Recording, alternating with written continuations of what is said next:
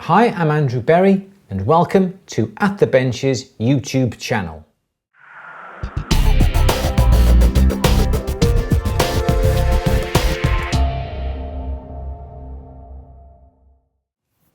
Are you having problems making silver balls all the same size, and also making sure the balls are completely round and not flat bottomed?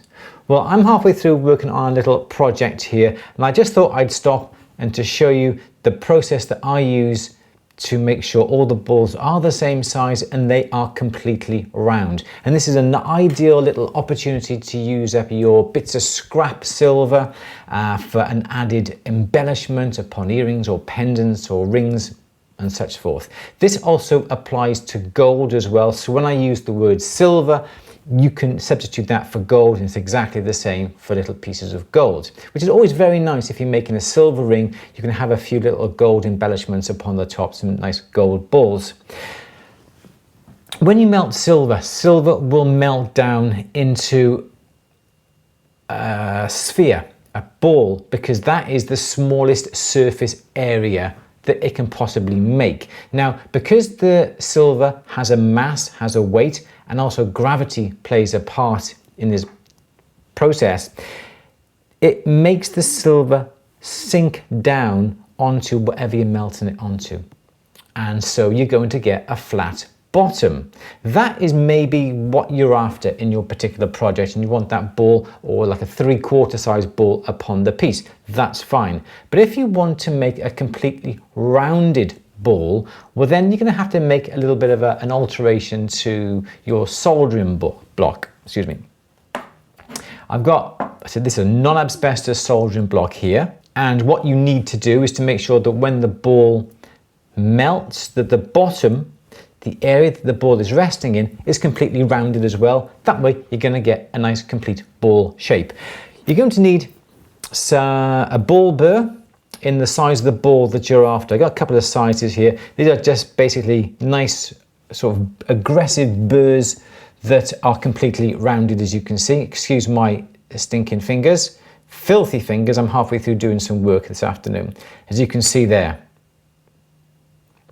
And the idea is you can use it on one of these soldering blocks if you wanted to, or ideally I would always try and use a charcoal block. So we can use this board that we've got here and get your burr and make small little divots just like that one there. Now that is the area that you would melt your silver into, and it would have a nice round bottom. I like to use a piece of charcoal, a charcoal block as we've got here, because it's carbon, and when you melt the silver, the carbon protects the surface of the silver, which stops the oxides coming upon it, and the balls usually stay nice and clean. So again, it's exactly the same process. I've done this a few times already on this block, as you can see. So we can get the burr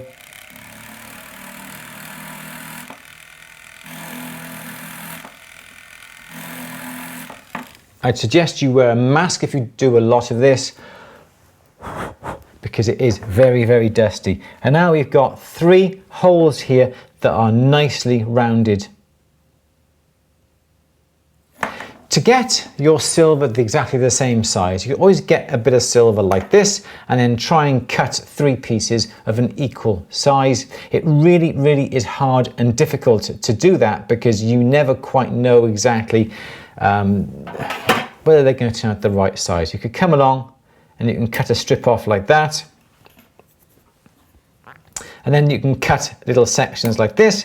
But how do I know that those little pieces now are going to be the right size? And I want to get all these balls exactly the right size, especially that little piece there.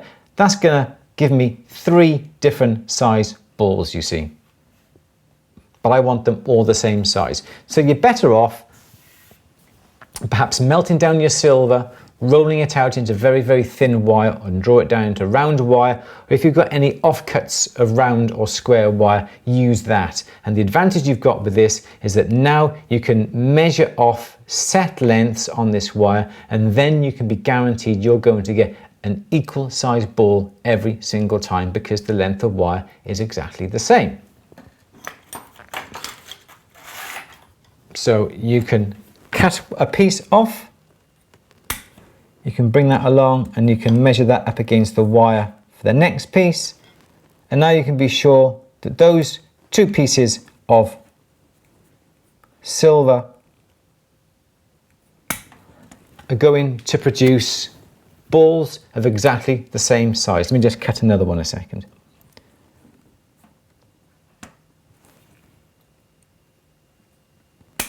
Okay, so I got 3 pieces of silver there. I know that they are going to produce 3 balls of exactly the right size. Also, what helps the silver melt down is a little bit of borax as well. A little bit of flux upon the surface helps break down the surface sort of tension and lets the silver form into a nice ball. So let's just pop those wires near to the holes and let's melt them.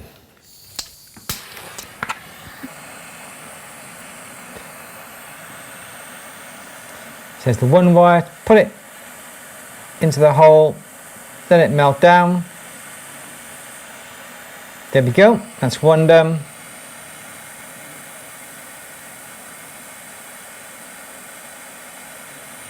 Two.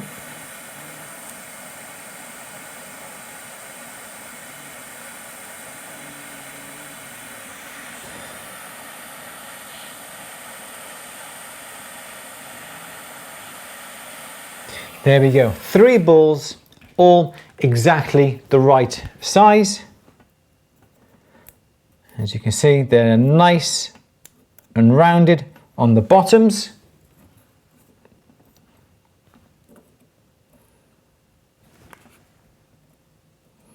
And they're looking really, really nice.